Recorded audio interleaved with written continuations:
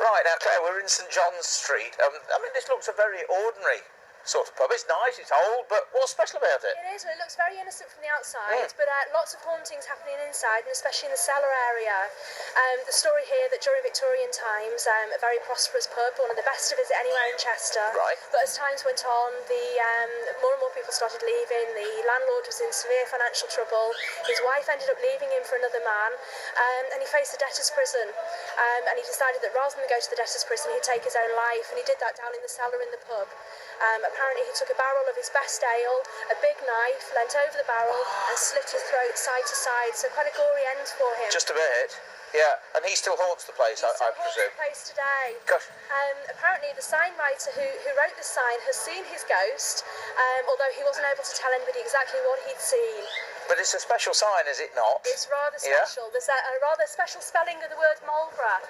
As you can see, we've got an extra OR in the word.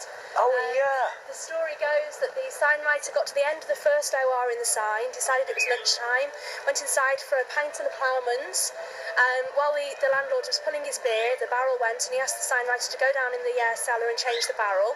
30 seconds after getting down into the cellar, he shot back up the stairs, left the pub. He was white, he was shaking, didn't want to talk about what he'd seen at all, just wanted to finish his work and leave Chester.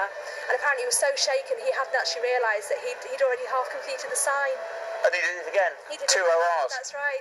So that really makes this pub very different, well, to any other pub in Chester. Very different indeed, and it's really at the heart of people who live in Chester. A couple of years ago they tried to change the sign and put the spelling right, and the people in Chester were uproar about it, and it went back to the original wrong spelling. Amazing. Well, shall we nip in and perhaps have a drink and go down and look in the cellar? Okay. Right, well, we're in the cellar of the Marlborough Borough, and with me, David Drew, you're the landlord. Now, you've only been here about... Oh, it's less than 6 months. Really? Now, and incredible things are happening. But you are a medium, spirit medium? Yeah, I've been a medium psychic all my life. I've been practicing for more than 30 years. Wow. I bought the pub more or less to semi-retire. I've been travelling the world for a long time. Yes. I've had enough of it. I thought I'd escaped that now. I thought I'd finish with all that. And I come in here to find all sorts of goings on. Really? Fascinating, yeah. I mean, not just me. I'm expected to hear and see and feel. Yes, of course. But members of staff, members of my family, my daughters in bed at night hearing beer barrels rolling around. And it was hard work at first. And I'm like, oh no, go back to sleep. I'll be so okay, you know. And then one night I came down here to do something with the beer. And I've had a long, hard day, and I'm hearing a voice. I didn't see anyone, but I'm hearing, David, David. And I'm like, please, I've had enough. I'm too tired. I'll talk to you another day. I did what I had to do when I went back to bed.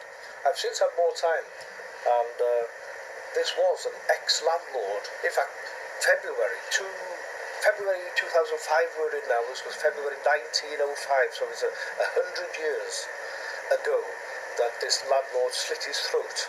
Actually sat on a beer barrel. What, here? In the cellar? In the cellar, right where we stand. And he was suffering with some kind of a real depression. He was going through whatever it was he was going through. And I don't have a problem with him, but he likes his cellar. He used to keep a good pint. Right. He's helping me because we keep the best pint in Chester. Fantastic, But yes. he slit his throat. But it was a common thing, you know, for people to do that. That was a way of committing suicide. God help them. No, I can't. But, no. Hanging and slitting a throat. He's not like a bad ghost, a bad spirit. No. He's welcome to stay here. Yeah. And he likes it here. I'm getting on well with him now. Crikey. And that's just 100 years ago. But I've only been here a few months. And it's like, this is his cellar. So yes. I respect him for that. This is probably why he's here, do you think? He loved the place, he was a good landlord, yes. This was his life and his death, and he's still here. He is, and he likes to be around, and I don't have a problem with him. But I say, at first it did spook my wife and my children, but I think they've got used to the idea now. Yeah. But very often of a morning they'll say to me, I heard him again last night rolling those bottles around. Yeah, but you see, as you know only too well, people just tend to live with their ghosts. They talk to them, they accept them.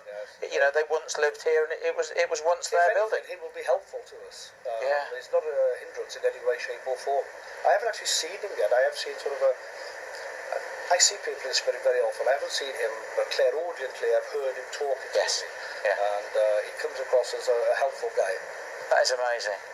Fantastic. David, Nice to meet you. Thank you very much Spend indeed. more time down Thank you. Yes, love to.